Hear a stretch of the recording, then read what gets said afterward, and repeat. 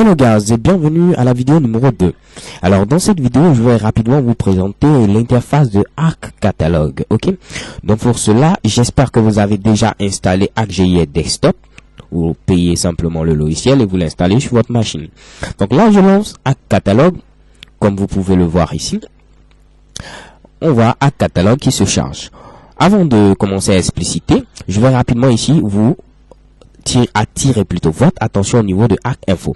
Donc vous pouvez voir qu'ici j'utilise la licence la plus complète de ArcGIS Desktop qui est Arc Info que j'ai pu présenter dans la vidéo précédente. Ok, donc je vais disposer ici de toutes les fonctionnalités qui vont me permettre de pouvoir vous expliquer beaucoup plus de choses en détail. Ok, alors parfait, on commence. Lorsque vous ouvrez un catalogue pour la première fois, vous avez ici la barre de menu, la barre d'outils et également d'autres informations que vous pouvez afficher comme vous le voulez en cliquant. Par exemple ici je peux afficher ici ce nouveau outil, le déplacer, mais il est généralement conseillé d'afficher ce dont seulement l'on a besoin. Ok, décidément aujourd'hui pas de souci, on continue. Vous pouvez voir à gauche Catalog Tree.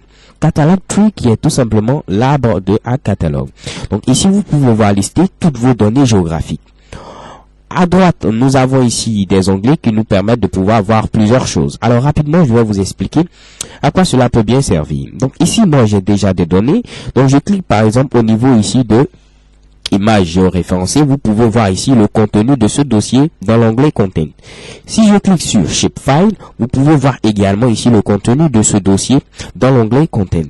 Je peux ici modifier la manière dont les données ici s'affichent en cliquant par exemple ici pour avoir ici des icônes plus larges, en cliquant également ici qui est l'affichage par défaut pour avoir les différents éléments en liste. On peut cliquer également ici pour avoir des détails sur les différents éléments, pour donner également le type de chacun de ces fichiers, chacune de ces données géographiques. Donc ici nous avons par exemple réseau télécom qui est un fichier de type shapefile, ainsi de suite. Et on peut cliquer également ici sur thumbnails qui nous permet de pouvoir avoir également un petit aperçu de ces différents fichiers géographiques. Ok, nous avons également l'onglet Preview qui nous permet d'avoir un aperçu sur l'élément sélectionné. Alors on va prendre un exemple. Je vais sélectionner pourquoi pas par exemple ici Oxol. Donc si je sélectionne Oxol, en venant dans Preview, vous voyez j'ai automatiquement ici un petit aperçu de Oxol qui a été sélectionné. On a également une description qui permet de nous de pouvoir gérer les métadatas, donc les métadonnées. Donc nous pourrons voir des vidéos beaucoup plus avancées dessus.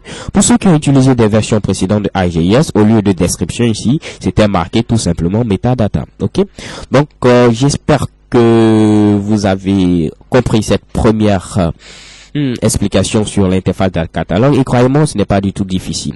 On pourra voir un peu plus en détail à quoi cela peut bien servir. On peut également ouvrir ArcMap, dont je vous ai parlé, qui est le second outil, pour pouvoir prendre ces données et les exporter directement vers ArcMap, ok, en cliquant simplement sur cette petite icône ici. Alors c'est tout pour cette vidéo. So thank you guys for watching and see you to the next video. XOXO.